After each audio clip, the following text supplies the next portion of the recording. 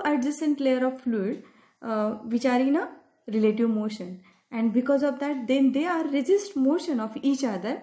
Such a fundamental property of fluid is known as the viscosity. Means, I will repeat again, when the two adjacent layer of fluid are in relative motion, then they resist motion of each other. Such a fundamental property of fluid is known as the viscosity. Means, the viscosity is the internal resistance which is offered by a fluid. So, after definition of viscosity, we will discuss about the characteristic of the ideal fluid. Students, as we know that ideal fluid has a various characteristics. Means, first characteristic is the fluid is a non-viscous. Means, ideal fluid is a non-viscous. Non-viscous means there is a no internal friction between the adjacent layer. As we know that fluid is made up of the adjacent layers. There are so many adjacent layers in between the fluids. So, in ideal fluid, there are no internal frictions between the adjacent layers, and this fluid is incompressible. Incompressible means the density is constant. So, in ideal fluid, what happens? The density is constant, while in ideal fluid, the fluid motion is steady. Steady means their velocity, density, pressure, they do not change with time. Means, with change in time, their velocity, density and pressure remains same. Okay, after this property of non-viscous, incompressible and steady, the fluid moves without turbulence. Means, ideal fluid moves without the turbulence. Without turbulence means they move with no eddy currents, and the elements have zero angular velocity about its center. Means, all these are the important characteristic of the ideal fluid. First is the non-viscous, second is incompressible, third one is the motion is steady and they move without turbulence.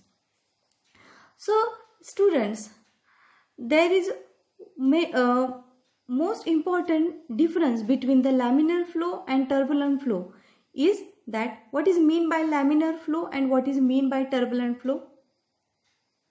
Laminar means streamline. Means, in streamline flow, what happens?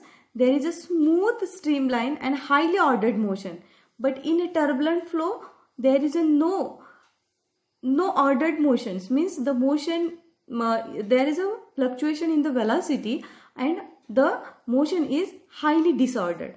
Means, as compared to laminar and turbulent, what is the main difference? There in laminar, the motion of the fluid is highly ordered, but in turbulent flow, the motion is highly disordered. Also, in laminar flow, the path line, each particles which are parallel to each other, but in turbulent flow, the particles are irregular.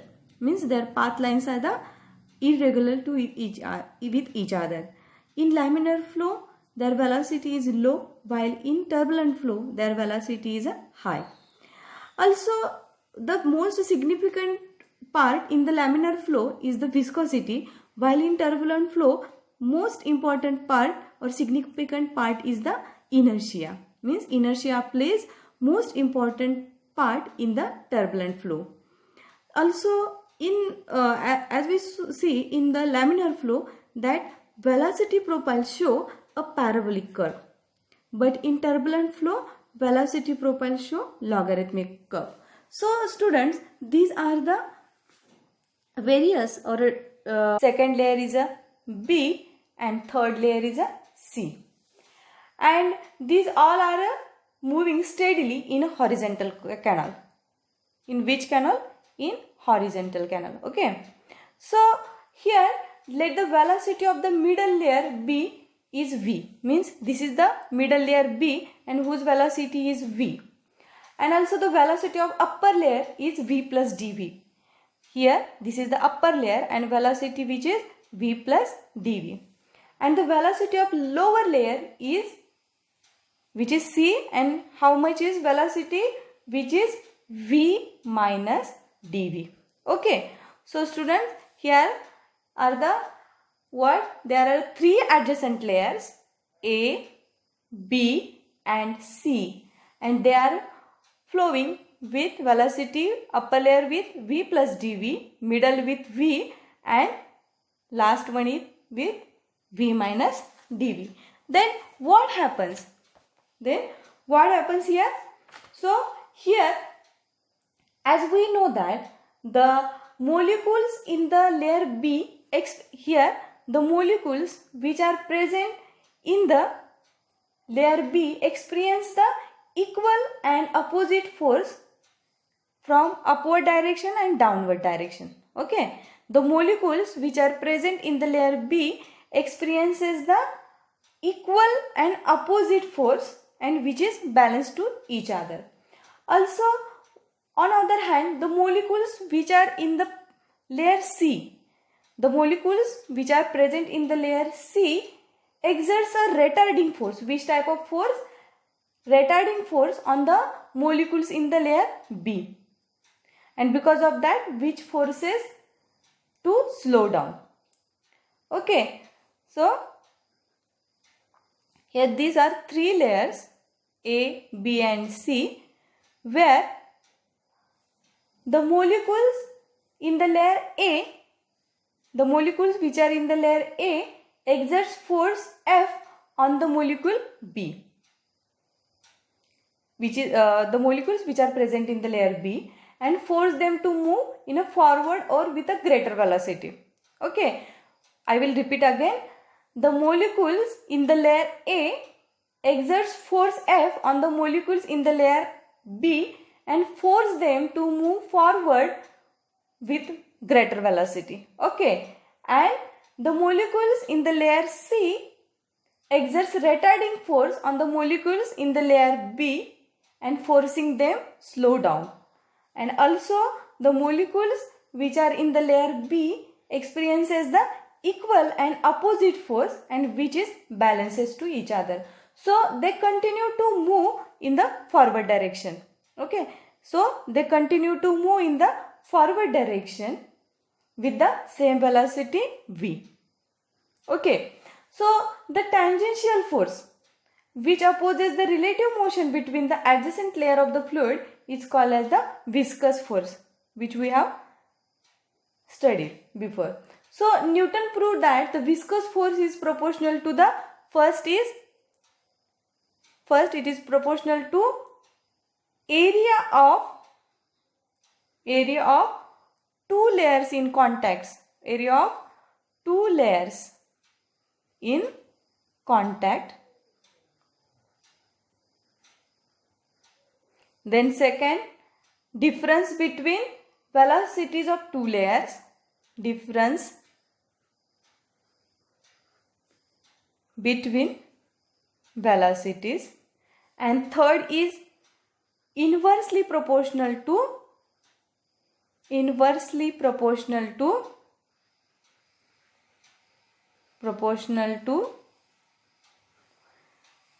distance between them.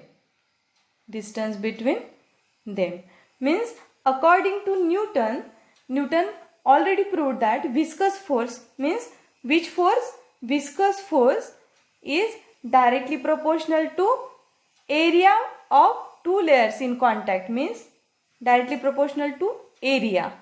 Okay, this is the area of two layers in contact. Then it is directly proportional to difference between velocity.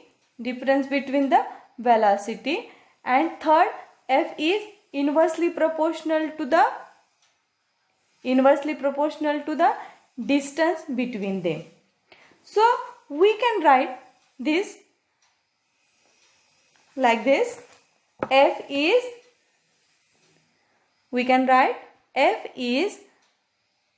directly proportional to A into dV by dz. So all these three things can be put into a single form like this. Okay, so F is directly proportional to A, F is directly proportional to dV, and F is inversely proportional to dz. So we can write F is directly proportional to A into dV by dz. So Also we can write that, or F is equal to eta into A into dV by dz. F is equal to eta into A into dV by dz, where eta is what? Eta is what? Eta is the constant of proportionality, and which is called the coefficient of viscosity. Okay students, I think from this you got clear all your doubts about the Newton's laws of viscosity. Means here what happens? What we consider? There are three adjacent layers, A, B and C. Okay, and the liquid is moving steadily, and their velocity, upper layers velocity v plus dv, middle layers velocity v, and last layer which is lower layer C, which having the velocity v minus dv. So according to Newton's law, Newton's proved that viscous force is always directly proportional to the area of two layers in contact, directly proportional to the difference between velocity, and inversely proportional to the distance between them. So we can write same things. F is directly proportional to A, F is directly proportional to dV, and F is inversely proportional to dz. So all these we can put in this manner. F is directly proportional to A into dV by dz. Or we can write like F is equal to eta into A into dV by dz, where eta is the proportionality, constant of proportionality, or eta is called as the coefficient of viscosity, and its value depends upon the nature and temperature of the liquid. Means the value of eta is depends upon what? It depends upon the nature and the temperature of the liquid. So also the ratio, means here the ratio which is the here we get value F is equal to what? Here we get F is equal to eta into A into dV by dz. Okay, we got this relation, and where dV by dz, this ratio dV by dz gives the rate of change of velocity. It gives the rate of change of velocity, rate of change of velocity. Okay, and which is the rate of change of velocity of fluid along the vertical direction, and which is also called as the velocity gradient. Means here dV by dz is the called as the, what is that? dV by dz is the rate of change of velocity of the fluid along the vertical direction, and which is called as the velocity gradient. So we can write eta, we can write this equation star in this manner. Eta is equal to what? F, here eta is equal to F upon A into dV by dz. Okay students, so here we adjust this equation for eta. So if we put here A is equal to 1 and dV by dz is equal to 1, then what happens? If we put value of A and dV by dz is equal to 1, then what happens? We get value of eta is equal to F. Okay, when we put value of A is equal to 1 and dV by dz is equal to 1, then what we get? We get eta is equal to F. So the coefficient of viscosity is defined as the tangential force of viscosity acting per unit area of a layer when the viscosity gradient in the liquid is the unity. This is the viscosity gradient, means when area is unit and viscosity gradient is unity, then we get the coefficient of viscosity. Okay, so after the name what is the unit of that viscosity? So one question is arising, what is the unit of that viscosity? So I will tell you the CGS unit. So CGS system is poise. Okay. So CGS unit of viscosity is also dyne second per centimeter square, and which is also called as a poise. Okay. So this is the CGS unit. And you know that smaller units is a centipoise. Okay, what is the smaller unit? Smaller unit is or centipoise. So 1 centipoise is equal to 10 raised to minus 2 poise. How much? 1 centipoise is equal to 10 raised to minus 2 poise. And micropoise, 1 micropoise is equal to 10 raised to minus 6 poise. Okay, so this is the CGS system. Unit in the CGS system is poise or dyne second per centimeter square, while in SI unit, in SI system, the coefficient of viscosity is Newton second per meter square. So this is the unit in SI system. So I will repeat again. Here in CGS system, unit in the CGS system is poise or dyne second per centimeter square, or in SI system the unit is Newton second per meter square. So dear students, here we will stop here, and in next lecture we will continue with the expression for the Poiseuille's formula, means for the rate of flow of liquid through horizontal capillary tube.